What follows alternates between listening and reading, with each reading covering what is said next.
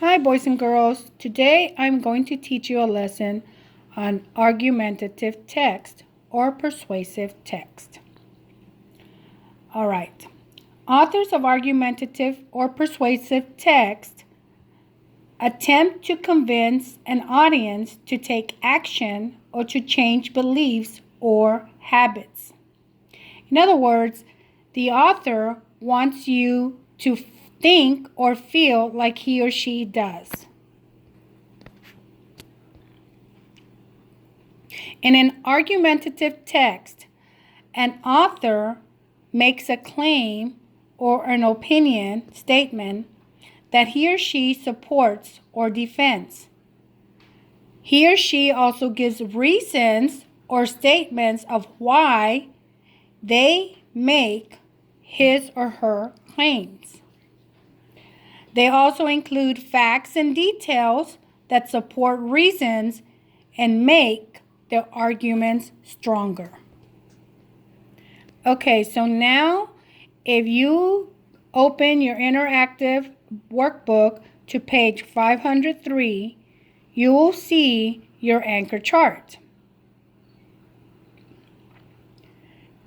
In an argumentative text, the author gives a purpose. It has the text structure that the author uses. In other words, how the author organizes the writing. And also the features that he or she used. So your anchor chart, argumentative text.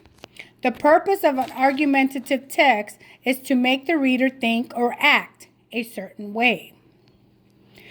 Text structure, or how the author might organize an argumentative text, is he or she might put it in order of importance, introduce a problem and a solution, or give a cause and effect, why something happened and what happened because of that event.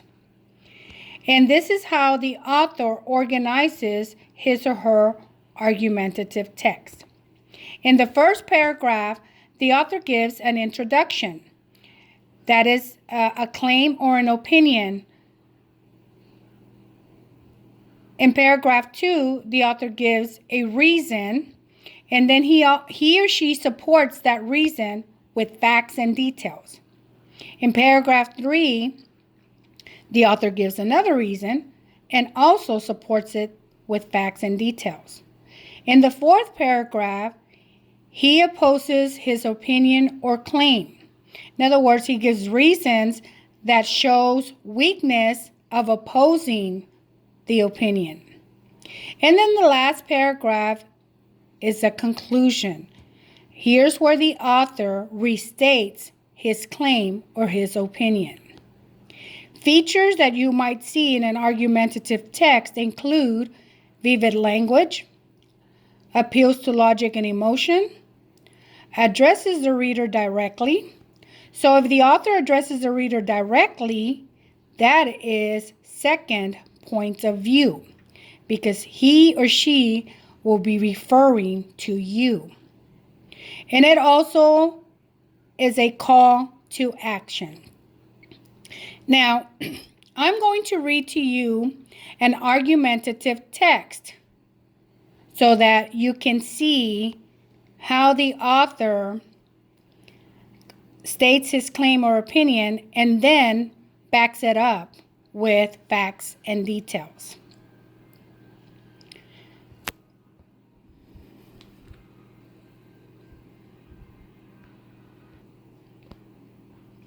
So as I read the story, I want you to listen actively and pay careful attention to the opinion presented and the supporting reasons. Okay, so here we go. The new downtown. The downtown area is a vital part of our city's culture. It has historic buildings from the 1800s and modern skyscrapers completed just last year. It has charming shops, a beautiful park, and a bustling business center. You would be forgiven, however, for not knowing any of this, because most residents only ever see downtown from the window of a moving car. We should change that by closing the streets of downtown to cars, opening the area to pedestrians only. So as you can see here in the first paragraph, the author has already stated her claim or her opinion, what she thinks. Okay, I'm going to continue reading. Second paragraph. Most importantly, this decision would cut down on pollution. So as you see here, that is one reason to her claim. About 85% of people who work downtown drive every day, and 70% of them drive alone. That means that only 15% of downtown workers take public transportation, ride bikes, or walk to work. The average car emits 4.7 metric tons of carbon dioxide every year. A lot of that pollution is emitted, with those cars driven to work every day. If the downtown streets were close to cars, those workers would be more likely to take public transportation like the subway or the bus, or to ride bikes or walk. According to the Federal Transit Administration, the subway produces 76% lower greenhouse gas emissions per passenger than a car. The bus produces 33% lower emissions per passenger. So as you can see here, the author stated her opinion, gave reasons to her opinion, and backed it up with facts as to how it would cut down on pollution. So in the next paragraph, I'm going to continue reading. The author states another reason to her claim. Opening downtown to pedestrians only would do more than cut down on pollution. It would also increase people's enjoyment of the area. That is her second reason. If people leave their cars at home or park them at the train station, downtown would be a lot less crowded. People would be able to spread out across the wide streets. By walking through the area, they would see a lot more than they would from their cars. They would appreciate the architecture and be more likely to stop in at the many shops and restaurants. Opponents say the plan is unfair to people who drive their cars to work.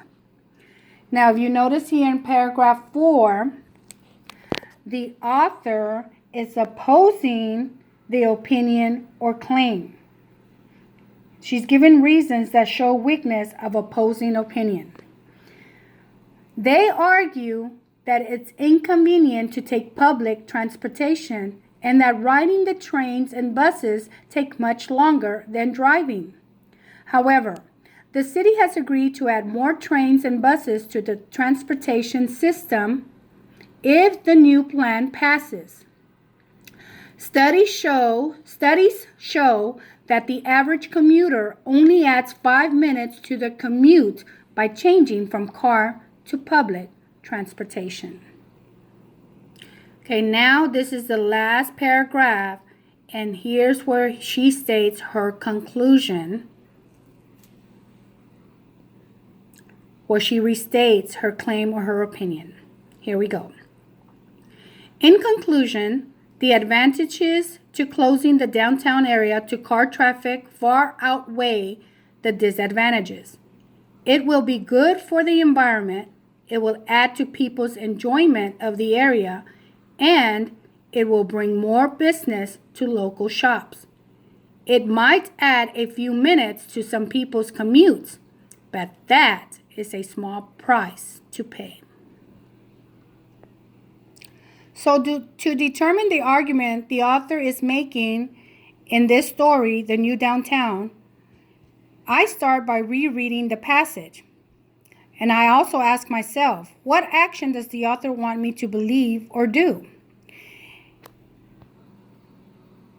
So if you look back at paragraph 1, the author says downtown streets should be close to cars.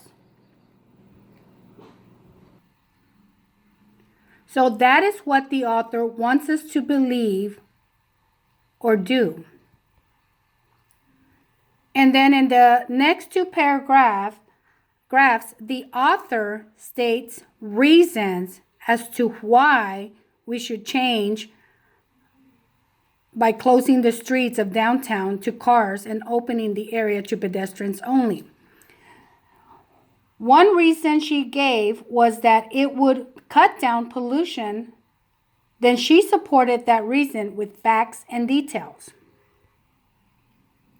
In paragraph 3, she states another reason to support her claim or opinion. And that reason was that it would also increase people's enjoyment of the area. So as you can see, this is what an argumentative text looks like.